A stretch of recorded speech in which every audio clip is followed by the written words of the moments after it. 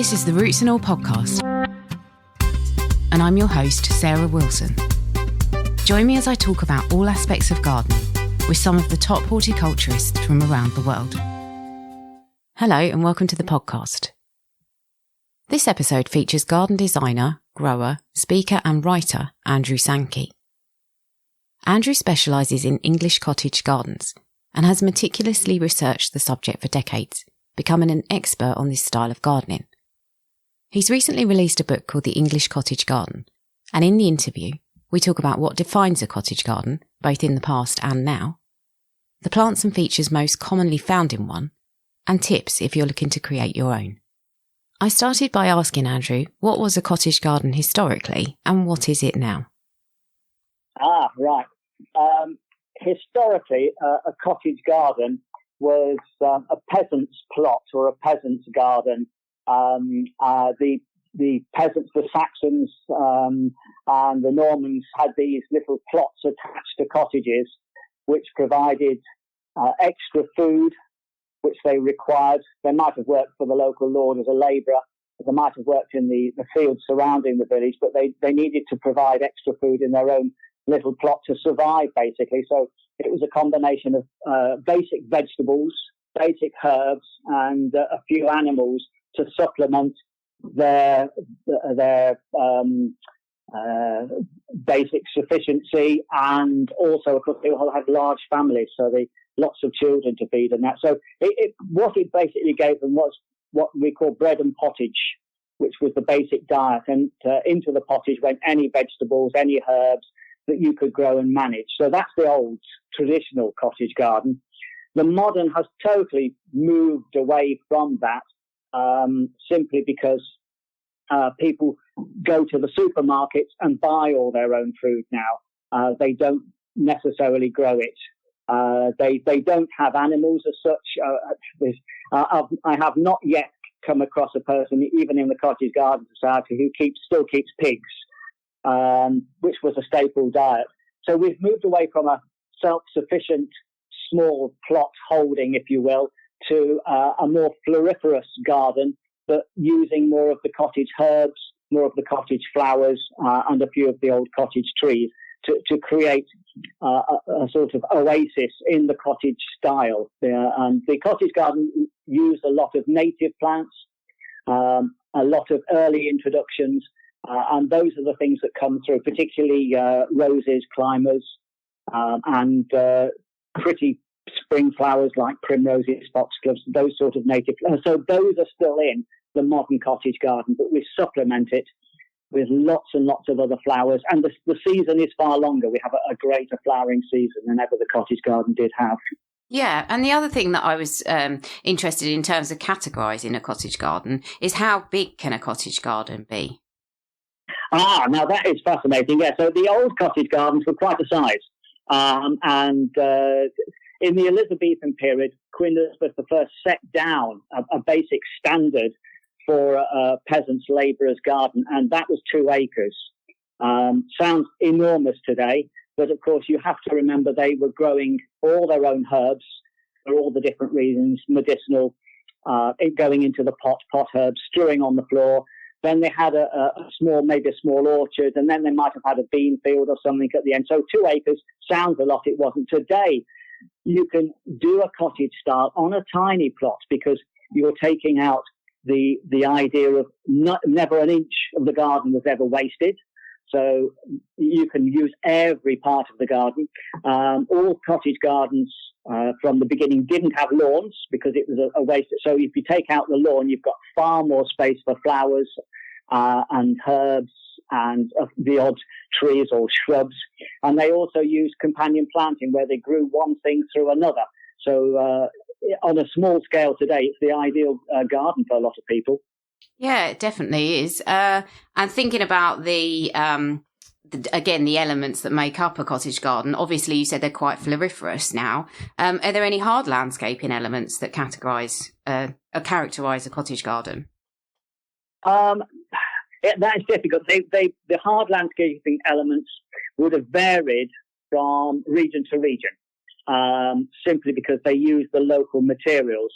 So if you go up to the Cotswolds, which is very attractive, of course. And look at Cotswolds cottages. You've got the stone cottages, and often, instead of a hedge, they've got a wall used for the Cotswold stone to define the size of the garden. And you normally find the front of the garden has quite a nice wall with a gate in it. If you went to sort of Lincolnshire, you often found they had brick paths from the gate to the sort of cottage door, because there was a lot of brick making, and they would have got the bricks very, very cheaply, or got seconds and used those. So it varied area to area. Most of the time, the main paths were basically just soil, compacted soil, with ash or later on clinker thrown on to create some sort of dry system. But the central path could be the local material, and often they edged it. Certainly, again in Lincolnshire, they edged it with bricks up on end to create that sort of up and down movement, with bricks pointed up all the way down the first path. So the materials would have been local. Even up in Yorkshire, they used York stone, which is highly expensive today, but was the cheap local material when cottagers used it. So a lot of the Yorkshire cottage gardens have got these huge, great slabs of York stone as their paths running down to the cottage. So it was all local. You just bought in from local. As you were speaking then about the different sort of heights of paths and edging, it made me think, actually, and this might be a really silly question, that I tend to think of a cottage garden as being very flat. Was that a feature of the garden, or would that have kind of naturally followed on from the sites that were chosen for these places, or would they have been levelled, or is that just a complete misnomer? So are some of them not flat? No, some of them aren't flat. I've visited many cottage gardens. And again, it just depends on the part of the country the cottager or labourer was living in. So if you're in Lincolnshire, yes, they're flat. If you go up into the Yorkshire Dales, they're not going to be. And so what they tended to do then was terrace the gardens. So you'd have the outside near the back door on one level of maybe a yard, and then you might go up a level to the next section and so on. So they just worked with what they were given within the village. So if you've got hills all around, of course, your cottage is going to have to be on a slope. But the garden itself, they would level off and then have steps up from one level to the other. So they worked with what they were given, or with what they'd got, basically. It sounds like they're more relevant than ever, in terms of how we're trying to garden today, because they're using local materials, they're growing vegetables for the family. Do they make a really good blueprint for how we probably should be gardening more in this day and age? I totally agree. Yes, they are. But I think they're the ideal blueprint. I was thinking of writing an article on this, that the cottage garden is probably the garden that can be accommodated in all the new builds of houses that are going on, because the gardens have shrunk, of course. They're getting smaller and smaller and smaller. And I feel with a small garden, you might as well just dispense with the lawn. You can have an area, obviously, for like a patio for enjoying, but you could then move into a more cottage garden beyond that and utilise the space ideally. And it works beautifully in any part of the country, of course. So yeah, if I was to give this a name, I would call it cottage-esque. In the form of a cottage garden, but with a modern twist, obviously, because we have a far greater range of plants than they ever did to utilise and use. But yeah, it's a brilliant design for small gardens. And in fact, in the book, I try to emphasise the fact that you could get things for small gardens and utilise small gardens more effectively. Yeah, so you just mentioned plants. In terms of planting techniques, which stand out as most cottage garden-like? I know we have a much bigger range now, but are there particular things that characterise the planting in a cottage-style garden? Yeah, there are, yes. The cottagers particularly loved spring flowers, and we still do today. So a lot of people think the spring is the best time of the year because you've gone through the winter and then you've got nice bright flowers coming up. And it's a joy to see them, see what's coming up each day of the spring. So a lot of spring flowers were loved by cottagers. And a lot of the ones that are part woodland but can still be grown in all gardens, like the foxgloves and the honeysuckles, and some of the roses, they can be grown in small spaces, and they can grow virtually anywhere. So those sort of plants are ideal even for the modern gardens today. And there's lots of those. As the garden went on into late spring and into summer, of course, the roses took over. And then by the time you got to late summer, in the original cottage garden, most of the gardens were coming to an end. In the Elizabethan period, what's changed all that in that sort of late period of Elizabeth I was new introductions coming from Europe, which then sort of started to extend the season for us. But we can utilise the garden. I always say to people, plant when you use the garden most. So if you like the spring and are going to be out there, put more spring plants in. If you're going to be enjoying it through the summer, do that. I always encourage people not to plant when if you take a holiday in July and August, don't have plants that actually flower in July. Work your planting schemes and your ideas around when you'll most use the garden. And historically, would those cottage gardens have been essentially fairly empty and unproductive during the winter months?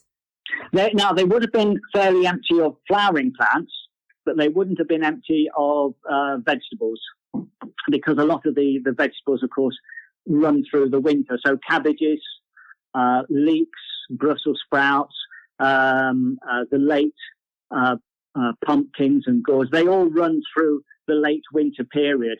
So although the flowers might be going over, they had lots of vegetables that could work with. They were also had the late fruit on the fruit trees, which they would gather and store.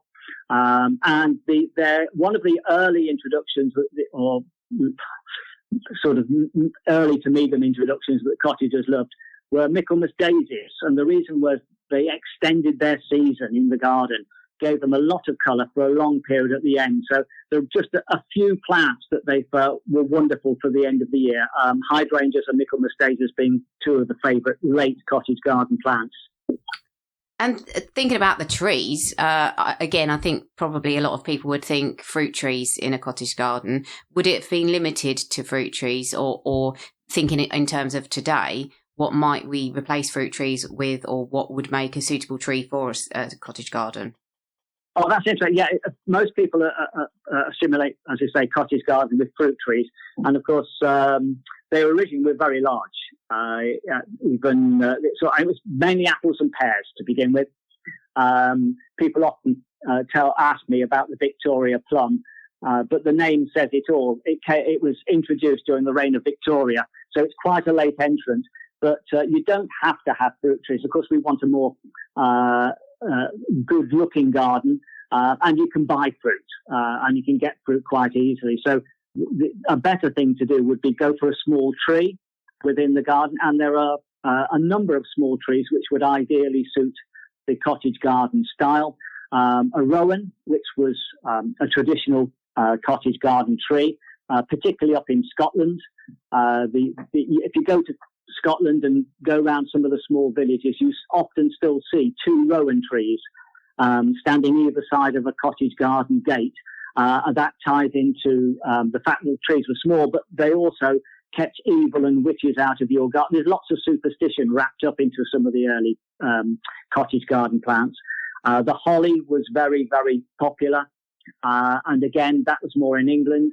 You often find lots of cottages called holly cottage, because they often had a holly tree or a holly bush or even a hedge around the cottage itself. But you can add to that other different ones today. One of my favourites is the Amelanchias. They are a wonderful small tree for a cottage garden. They stay at about 20, 25 feet, which is actually small, have the most amazing flowers in the spring, covering the whole of the tree. You can then, if you wish, put a climber up to come up and flower through in the summertime, maybe a clematis. And then in the autumn, the leaves turn a gorgeous autumn colour as well. So you really get two bites at the cherry, the flowers and the autumn colour. And then if you grow something up it, you can have a flower during the summer as well. So something like that is ideal. There are other smaller trees that can be looked into as well, but those are really good for cottages. Yeah, it was interesting. You make some planting recommendations in your book, and one of the things that really interested me was when you spoke about using plants as supports for other plants. And I wondered if you'd just mention, you've said about the clematis going up through the tree. I wondered if you could also mention another couple of examples of that, because I thought that was a really good use of space. Yeah, any vertical space in gardens is highly useful for the climbers. So in previous times, of course, they used to let the honeysuckles ramble up the front and over the top. Ivy, I wouldn't recommend that, but ivy up cottages, you get ivy cottages. But their philosophy was growing one thing through another. This was also emphasised by Gertrude Jekyll when she worked with Lutyens and her big scheme. She often had a large perennial or plant, and then she'd put something else up through it. So not always perennial climbers, sometimes annual climbers. Sometimes she'd put peas up through, sweet peas, or possibly an everlasting pea, or another short climber which went through a large thistle, or up through some of the big perennials that she put into gardens. You can actually grow a lot of things up over everywhere. One of the things I keep telling people is to use runner beans. The runner bean, when it first came into the country, was known as the arbor bean because they grew it over arbors for its pretty, lovely flowers. They didn't actually eat the runner beans for about 150 years before they got to taste the beans themselves. And they grew it because it went up and over an arbor or over an arch. And gave a nice shaded area, but had these lovely, pretty flowers. And I often say, if you've got a piece of trellis or you've got a tripod, there's no reason why you can't use the runner beans in the garden as both a pretty flower and a vegetable at the same time. And that really is sort of taking cottage garden companion planting, putting two plants together for the benefit of one another, growing one up through the other. So you can use that, or possibly even some squashes or gourds. They don't have to grow on the ground. People assume they grow on the ground, but you can actually train them up. So if you've got a pergola or arch in your garden, you could grow squashes or gourds up through and over the arch, and then the lovely fruits hang down the arbor, the trellis, or the arch. Keeps them off the ground, keeps them dry, and they look good as well. Yeah, it's good. It's really good ideas that you've got in the book. And given the lack of space in many modern gardens, would you advocate for growing edibles in them? And if so, obviously you've mentioned the beans can grow up things and be that there's space saving ideas around that. Is there anything else that you think is worth growing, given as well the fact that you said, obviously you can go to the supermarket and buy your fruit. You don't need to be growing that. Yeah, there are. It depends on your taste, of course, but even in limited space, you can grow a lot of vegetables that will take up very little and can be interplanted amongst other things. There's nothing better, although you can go and buy things, there's nothing better than picking it fresh. So there's no reason why you couldn't put things into the border. One of the first things I ever did when I got into cottage gardening was to put rhubarb into my borders. And we had the rhubarb through in the early part of the year, obviously for the crumbles and other things. And then I left the large leaves as a foil for other plants that surrounded it. And with things like ruby chard as well, that because of the bright colours you can get, you can actually plant them and use them in the borders. and use them as focal points, but at the same time crop from them and take them into the kitchen. And there's lots of other examples where you can grow certain vegetables within the actual garden, and they go in nicely. A lot of them have lovely foliage, which is worth eating and using at the same time. Yeah, they definitely do. There's some really pretty cultivars out there. Thinking about ornamental flowering plants, I'm sure, again, everybody can conjure up their typical cottage garden flowers. What three would you not be without if you were designing? That's the worst question yet. That's a very difficult one, right? Cottage flowers I wouldn't be without. I would have to say early on in the beginning of the year, for me, it would be primroses. The primrose is obviously a native flower of the woodlands, but you can grow it in a little bit of shade anywhere. And it's such an early, lovely flower that brings in spring with it. Primrose comes from the Latin prima rosa, meaning first rose of the season. And it's just a wonderful first thing that brightens up your year as you go ahead. So that would be, I think, one of my first. Epimediums are another one which I really love. They're not as well known, but a lot of sort of cottagers are growing them now. They're a really good ground cover, and they have two bonuses. Again, early spring flowers, but a lovely foliage, which is heart-shaped, and they cover the ground at about a foot high, and then the colour of the leaves turns gorgeous colours within the sort of mid to late autumn. So you've got a bonus. And then when the leaves dry, they turn a bronzy colour, like a beech hedge. And you can leave them on all the way through to February the following year before cutting them down. And by the time you've cut them down in early February, within a few weeks, the flowers are emerging again. So it's an all year round sort of flower and perennial. And possibly the other favourite cottage flower for me is the foxglove. There's a huge range now you can grow. I particularly like the white as opposed to the purple because it lights up. It gives more light. And I always, if I'm going to put foxgloves, have a drift of them so you get this wonderful drift of lovely white flowers, and of course they're brilliant for bees as well. So they do a number of different jobs, but they would probably be my top three. And talking of bees, should cottage gardens be good for wildlife, do you think? Yeah, if you have a cottage garden, the garden is immediately beneficial to all wildlife. And the reason is you've got this great mix of plants, and that's what the insects like. And not only that, a lot of the cottage flowers have these open flowers that bees and other insects can get into and get the pollen and nectar from. A lot of the modern varieties and the double varieties don't have that. They're no good for bees and insects. But a lot of the old cottage flowers are far, far superior. And if you mix up ground cover and perennials and cottage flowers and the odd tree and shrub, you've got the ideal situation for bringing wildlife, birds, bees, butterflies all into the garden. They're brilliant for that.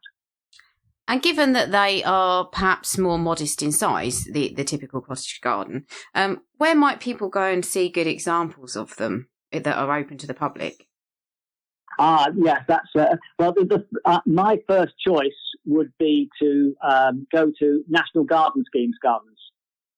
You would have to get a copy of the Yellow Book or the leaflet for your particular county, and look through it. And there will always be a number of good individual cottage gardens that ordinary people have created, and that is a good start.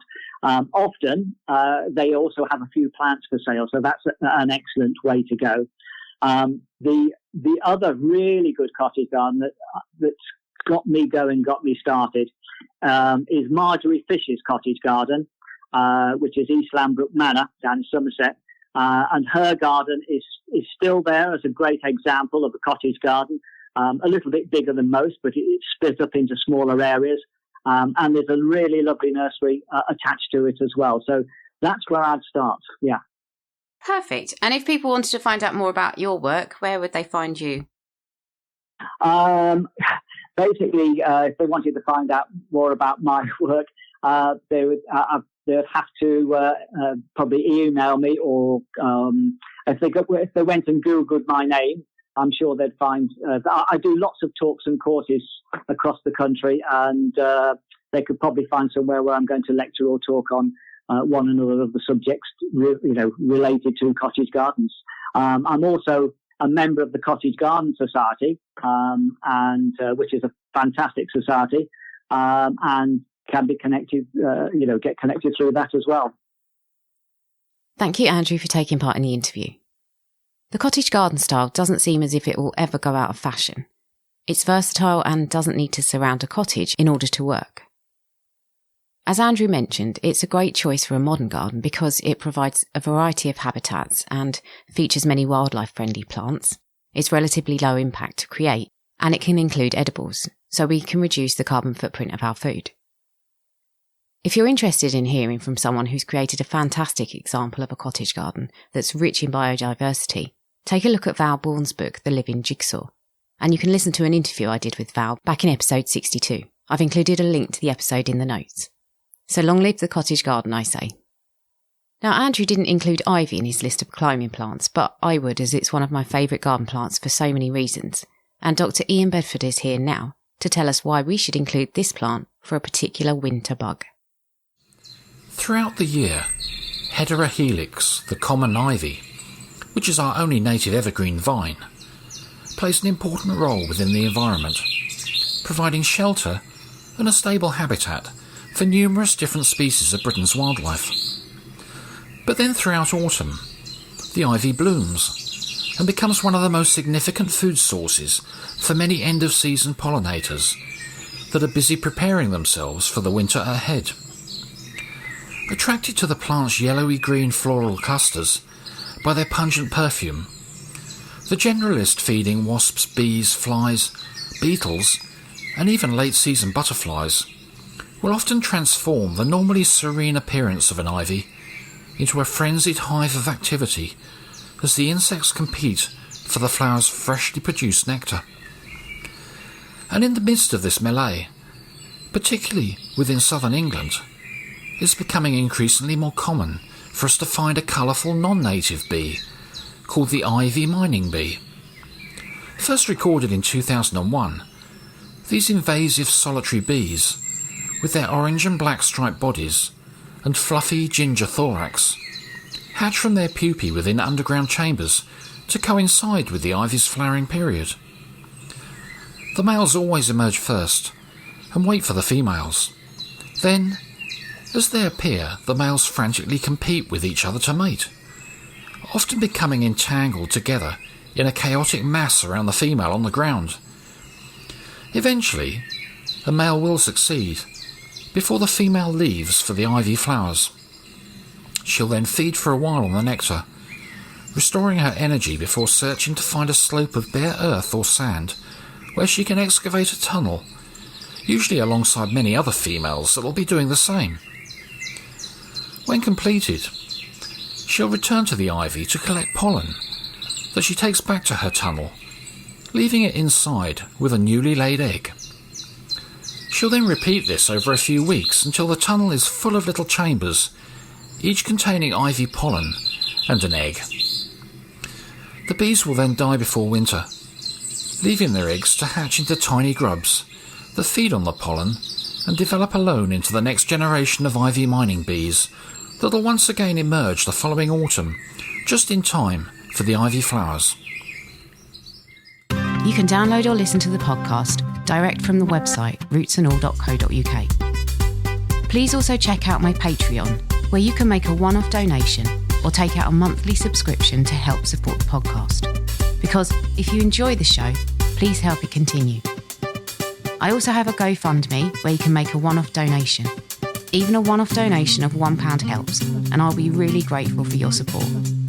So please go to Patreon or GoFundMe and search for Roots and All Podcast.